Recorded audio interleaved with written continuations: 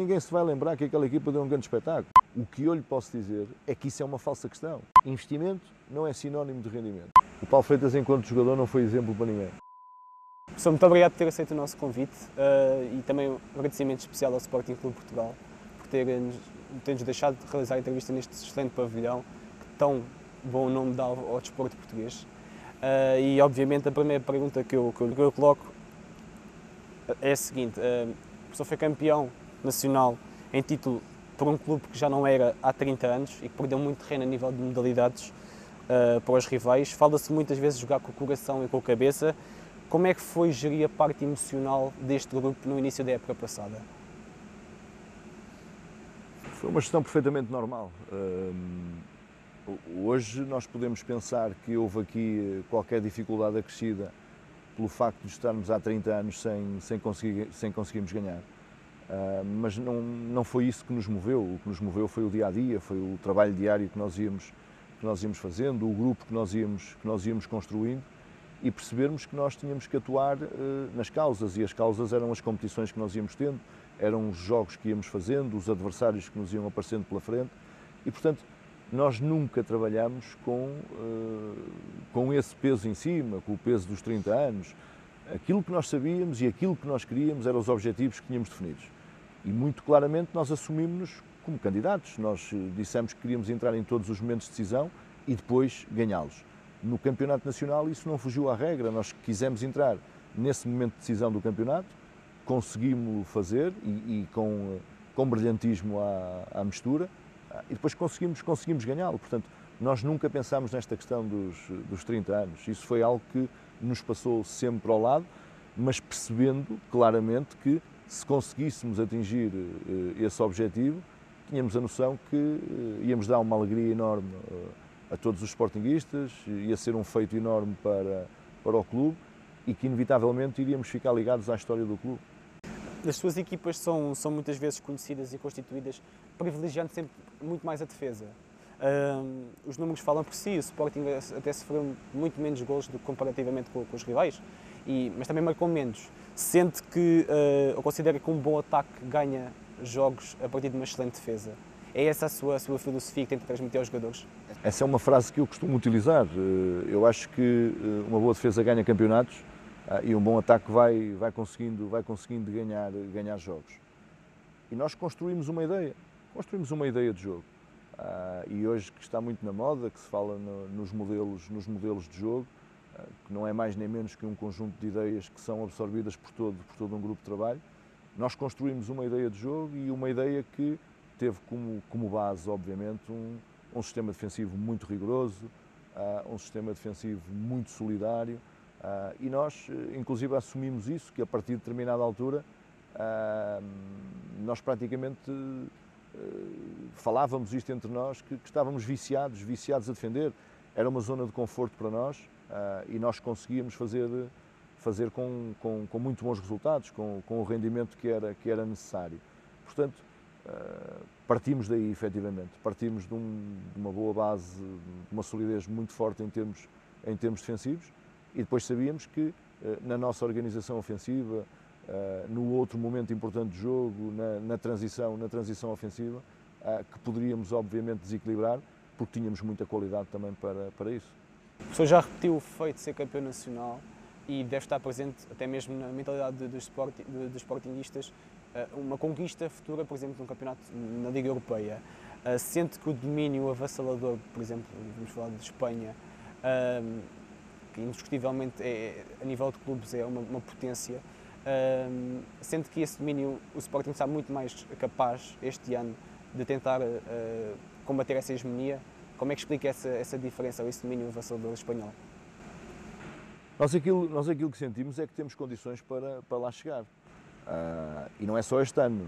Na época passada também assumimos que queríamos entrar nesse momento de decisão e conseguimos entrar nesse momento de decisão. Nós entramos na Final Four da Liga Europeia, nós estivemos presentes na Final Four, onde acabámos por não conseguir eliminar o Futebol Clube do Porto. E apenas 4 equipas tiveram direito a esse grande feito. Reus, Barcelona, Futebol Clube do Porto e Sporting Clube Portugal. Portanto, Se sentíamos que que a época passada tínhamos condições para isso, este ano nós sentimos claramente a mesma coisa, que temos condições para voltar a entrar nesse momento de decisão e voltar a pensar em conquistar a Liga Europeia. Por outro lado, a outra questão que me coloca e tem a ver com o facto de clubes espanhóis ganharem muito mais vezes do que clubes portugueses. Eu acho que tem muito a ver, com aquilo que falámos há pouco, tem muito a ver com a construção das ideias de jogo. E tem a ver com aquilo que eu também disse há pouco, que é uma boa defesa ganha campeonatos ou ganha títulos e um bom ataque vai ganhando jogos. E os espanhóis sempre foram conhecidos por serem equipas muito rigorosas sob o ponto de vista tático, muito rigorosos sob o ponto de vista defensivo e depois também com enormes talentos que depois, nos outros momentos do jogo, também acabam por desequilibrar. Enquanto que, se calhar, o hóquei português é um hóquei mais vistoso, mais focado no espetáculo e que acaba por, de alguma forma, sair penalizado naquilo que é o mais importante, naquilo que é o resultado. Porque claramente ninguém se vai lembrar de uma final de uma Liga Europeia onde se defrontam duas equipas, há uma equipa que vai ganhar, mas a outra foi claramente superior, deu um grande espetáculo, mas ninguém se vai lembrar que aquela equipa deu um grande espetáculo. Aquilo que fica para a história são os títulos, são as conquistas, e é para aí que nós temos que nos focar, e se calhar os espanhóis têm feito esse trabalho melhor do que os portugueses. Aqui um tema pertinente, a questão da construção das ideias de jogo dos próprios países ser diferente. E olhando novamente para a Liga Europeia, vemos que temos sempre os campeões ibéricos ou os italianos que também conquistaram, salvo erro, algumas competições.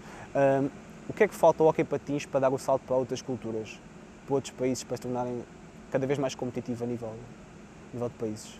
Isso é indiscutível que o hóquei está muito mais implantado nos países latinos. E falámos de Portugal, falámos de Espanha, falámos de Itália, falámos da Argentina, falámos da França. A França começa a aparecer com muito bons registros, quer em termos de clubes e fundamentalmente também em termos de seleções. Mas eu acho que acima de tudo falta profissionalização, falta algum investimento e falta também, se calhar, sair de algumas zonas de conforto os países mais cotados e perceber que têm que transportar alguma experiência e têm que levar algum conhecimento a outros países mais emergentes para poderem guindar o hóquei para patamares diferentes. Eu acho que acima de tudo isso, e um pouquinho aquilo que é a profissionalização também. Se nós repararmos, aquilo que começa a aparecer agora em termos do surgimento de uma associação europeia de clubes que pode efetivamente revolucionar aquilo que pode vir a ser a Liga Europeia, por exemplo, com prémios monetários, com muito mais competitividade, mas acima de tudo com uma estrutura profissional a suportar tudo isto que permite captar investimento para poder guindar o hóquei para outros patamares, como estávamos a falar. Falou muito na sua resposta de investimento e voltando novamente aqui à competição nacional, muito tem falado sobre, até porque os eternos rivais, Benfica e Porto, não ganharam neste ano nenhuma competição a nível de modalidades e era algo que não acontecia desde 2000, 2001, se não estou em erro. Fala-se muito de investimento por parte do Sporting sem precedentes. Acha que esse investimento é assim tão avassalador ou o Sporting este ano demonstrou uma mística e algo muito complexo que só a pessoa se calhar pode nos explicar que foi o segredo do sucesso? Eu acho que acima de tudo é uma falta de respeito falarmos sobre essa questão nesse sentido unicamente, porque investimento não é sinónimo de rendimento, são duas coisas perfeitamente distintas. E se há pouco falávamos em investimento sob o ponto de vista estrutural, levar investimento a esses países, criar condições nesses países. Aqui, eu acho que isso é uma falsa questão. Eu não tenho dados concretos que lhe possa responder relativamente ao investimento dos nossos... Sim, é muita especulação também. Não tenho sem dados dúvida. concretos que lhe possa responder relativamente ao investimento dos nossos rivais. Mas no que à nossa modalidade diz respeito, no que ao hóquei patins diz respeito, o que eu lhe posso dizer é que isso é uma falsa questão. Porque o Sporting não tem um investimento muito maior que os outros. Os investimentos são similares. Portanto, quando falamos em investimento, nós temos que claramente separar isto. Investimento não é sinónimo de rendimento. E se nós formos só a pensar por aí, estamos a desvalorizar aquilo que é a competência de toda a gente que trabalha no Sporting, de toda a gente que trabalhou no Sporting. E aqui falo não só do hóquei patins, do que das restantes modalidades, porque o que é um facto é que o Sporting ganhou em hóquei patins, o Sporting ganhou em futsal, o Sporting ganhou em handball e o Sporting ganhou em voleibol, nas principais modalidades. O Sporting ganhou. E ganhou porquê? Pelo investimento? Nada disso. O Sporting ganhou pela competência. O Sporting ganhou porque as pessoas que trabalham no Sporting trabalharam muito para que esses objetivos fossem conseguidos. E porque os jogadores trabalharam muito, porque os jogadores são jogadores com qualidade e porque os jogadores foram jogadores que vestiram a camisola do Sporting, vestiram a pele do Sporting e levaram estes objetivos até ao limite das suas forças. Portanto, é desvalorizar toda a competência e todo o trabalho quando falamos em investimento.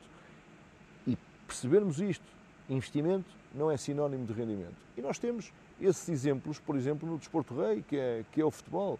Equipas que fazem grandes investimentos e que não ganham. E equipas com menor investimento acabam por ganhar. Não há dúvida que incutiu a sua paixão pelo hóquei aos seus filhos. Isso foi algo natural, algo que aconteceu naturalmente, ou foram eles que tiveram essa capacidade de se apaixonar pelo hóquei patins, ou foi algo que foi dando o seu toque? Não, nada foi imposto, rigorosamente nada. E acreditem naquilo que estou a dizer, não foi mesmo nada imposto. Se o meu filho mais velho de alguma forma ainda acompanhou a parte final da minha carreira enquanto jogador, poderia por aí perceber-se que podia haver ali alguma força adicional da minha parte, mas não. O Pedro patinava desde muito novo, desde os 2 anos, e por isso surgiu daí também a paixão pelo hóquei. E o Pedro tomou a decisão de querer ir para a baliza. Com 5 anos ele disse: eu quero ser guarda-redes, portanto até por aí não teve nada a ver com a imposição do pai. O Tiago, uma situação um bocadinho diferente. O Tiago ainda andou pelos campos de futebol, ainda andou a jogar futebol, até porque depois também, por influência se calhar do irmão, porque também acompanhava os jogos do irmão, também patinava desde muito novo, também tomou a decisão de querer ir para o hóquei e de imediato de querer ir para a baliza, portanto foi tudo muito democrático, é tudo muito democrático lá em casa. O seu filho mais novo, o Tiago, aliás, já esteve próximo dele e inclusive pode estar próximo de ser um reforço efetivo para a equipa de hóquei patins do Sporting, enquanto o seu filho mais velho, o Pedro, já foi seu adversário. Qual foi mais difícil? Qual é a situação mais difícil? É treinar ou defrontar um filho?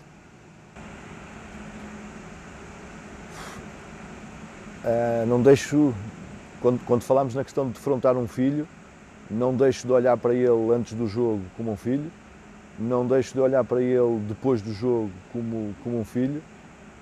Durante o jogo é um adversário. E eles sabem, os meus filhos, porque de alguma forma são muito parecidos comigo. Eu sou muito competitivo, não gosto de perder nem a feijões, como se costuma dizer, e portanto eles percebem que, e neste caso o Pedro percebeu que, enquanto adversário, a única coisa que eu queria era ganhar, independentemente dele estar do outro lado, e depois no fim dar-lhe o carinho de pai, obviamente, porque percebo que não é fácil não conseguir atingir o objetivo de ganhar jogos. Portanto, quero-lhe ganhar e depois, no fim, transmito-lhe os carinhos necessários enquanto pai. Treinar é mais difícil e o Tiago já teve a oportunidade de trabalhar durante várias unidades de treino com a equipa sénior, e aí reconheço que é mais difícil, porque se calhar a exigência, porque eu sou muito exigente, obviamente, sou muito exigente comigo e, portanto, passo essa exigência também para os outros. passo essa exigência para toda a gente que me acompanha na estrutura técnica, no meu staff, para os meus jogadores, mas se calhar ali acentuo ainda um bocadinho mais a exigência, e por isso eu acho que se calhar é mais difícil contactar diariamente, treinando um filho, do que sendo, digamos, esporadicamente adversário. Como jogador e ao longo da sua carreira teve inúmeros treinadores com várias personalidades. Sente que transporta algumas dessas características de alguns dos seus antigos treinadores? Sim, claro que sim. Tentei obviamente beber de todos eles. Tentei captar as melhores coisas de todos eles. Tentei também captar as coisas menos boas de todos eles para que não as pusesse depois em prática. E lembro-me que tinha uma história curiosa, que havia um treinador, que foi meu treinador da formação e depois também chegou a ser meu treinador ao nível de séniores, que ele reunia os jogadores no centro da pista e normalmente não permitia que os guarda-redes lá estivessem. E eu ia sempre para lá. E lembro-me que ele me dizia muitas vezes, vai para a baliza. E eu dizia-lhe, pá, não quero, porque eu quero ouvir o que estás a dizer, porque eu um dia quero ser treinador. Fui bebendo ao longo de todos os anos que andei enquanto jogador, fui bebendo de todos eles. Fui tentando mesmo captar o melhor de cada um deles, o menos bom também, como estava a dizer, e se calhar hoje, não tendo propriamente uma grande referência, sou um bocadinho de todos eles. E pegando na sua resposta, o que é que difere o Paulo Freitas enquanto treinador e o Paulo Freitas enquanto jogador? O Paulo Freitas enquanto jogador não foi exemplo para ninguém. E hoje, e digo isto porque eu não me arrependo minimamente da carreira que construí enquanto jogador, mas percebo ao fim de todos esses anos que podia ter sido melhor, que podia ter sido uma carreira ainda mais bonita do que aquela que construí. E isso se calhar muito porque hoje as condições são diferentes, hoje nós temos que perceber que há um conjunto de circunstâncias que nos levam a pensar que um atleta não pode ser só atleta na hora do treino ou na hora do jogo. E se calhar o Paulo Freitas durante muitos anos foi atleta na hora do treino e na hora do jogo e esqueceu-se de outras vertentes que também eram importantes e que potenciavam o rendimento. E é isso que eu costumo dizer aos jogadores. Eu, enquanto jogador, não fui exemplo. E por isso é que tenho a preocupação também de passar esta mensagem para os mais novos, e nomeadamente para os sub-20 e para a equipa B do clube, porque se eles tiverem esse rigor, conseguem obviamente potenciar o seu rendimento e conseguem construir ainda coisas mais bonitas e mais importantes. Enquanto jogador e sobretudo no Futebol Clube do Porto, tem uma carreira cheia de palmarés, muitos títulos e muitas vitórias conquistadas, e enquanto treinador está igualmente preenchido. Não sente curiosidade ou não desperta interesse uma possível ida para o estrangeiro?